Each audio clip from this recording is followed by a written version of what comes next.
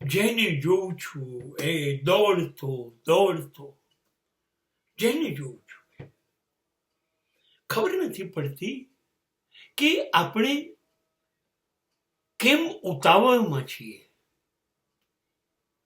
કેમ ઝડપ આપણી પાસે છે, આપણી પાસે નિરાંત કેમ નથી. નહીં,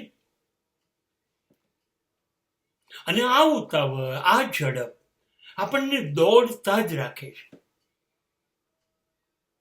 કદાચ એવું તો નહીં હોય કે આપણે બધું મેળવવું છે, આપણી યાદીમાં છે કે મને આ તો જોઈએ જ છે, અને આ યાદી એટલી બધી લાંબી લાંબી બનાવીએ છે ને, અને પછી એ યાદીને પૂરી કરવા માટે સતત એ મુજબ મેળવવા માટે દોડતા જ રહીએ છીએ. સતત દોડતો માણસ એ વિચિત્રતા છે, એને સમજાતું નથી. આટલી બધી ઝડપ, એ ઉતાવળમાં ઉઠે છે, ઉતાવળમાં નાનકડો નાસ્તો કરે છે, ઉતાવળમાં ભાગે છે, ઉતાવળમાં વાહનો ચલાવે છે.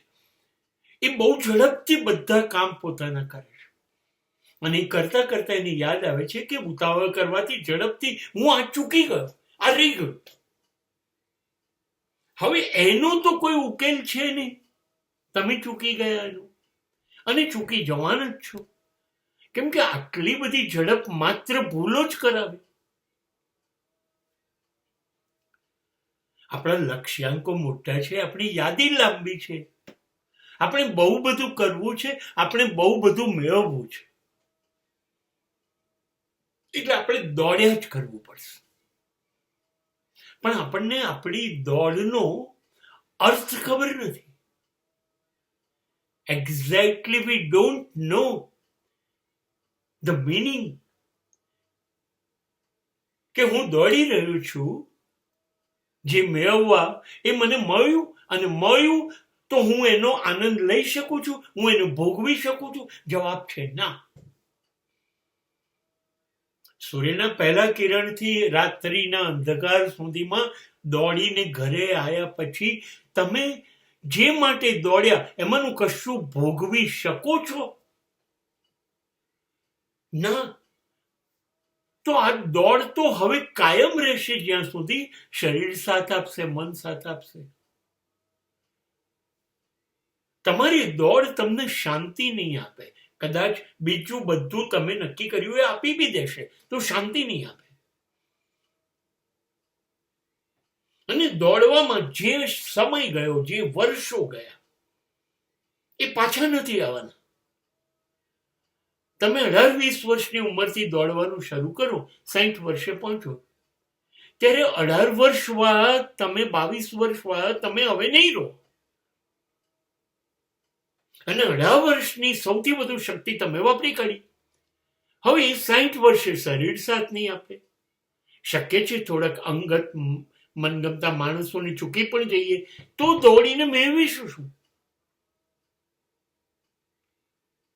અને આપણી પાસે આવતીકાલની નહીં, હું તો કહું છું આના પછીના સમયની આપણી પાસે ખાતરી શું છે? આપણી પાસે ખાતરી શું છે કે હવેની પછીની પળમાં આ નહીં બને, કે આ બનશે? અને આકસ્મિક અચાનક કશું કંઈક બની ગયું, તો જે દોડ ભોગવી એનું પરિણામ કેવી રીતે મેળવીશું અને કેવી રીતે ભોગવશું? આપણને એ નથી ખબર. આ દુનિયાનું એકમાત્ર અંતિમ સત્ય છે મૃત્યુ. ક્યારે આવશે ખબર નથી, અને શરીર ક્યારે સાથ છોડી દેશે ખબર નથી. આપણા પોતાના માણસો ક્યારે આપણને મૂકી દેશે ખબર નથી. બધી અનિશ્ચિતતા હોય, અને તોય દોડ્યા કરીએ છીએ. અને આ બધા સંજોગોમાં ભેગું કરેલું, દોડેલું, મેળવેલું અહીંયા જ રહી જશે, અને આપણે જતા રહીશું ભોગવ્યા વગર. શા માટે આટલી બધી દોડ? કેમ આપણે પલાંઠી નથી વાળવી? કેમ આપણી પાસે જે છે, આવે છે, એમાં જ શાંતિનો ઉડકાર નથી લેવો? નહીં,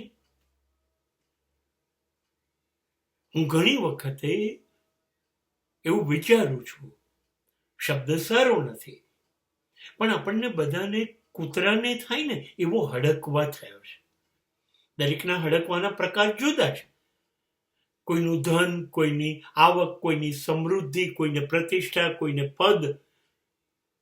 કોને કયો હડકવા છે ખબર નથી, પણ હડકાયેલું કૂતરું જેમ દોડે કરે ને એને અર્થ ખબર ના હોય, એમ આપણે દોડ્યા જ કરીએ છીએ.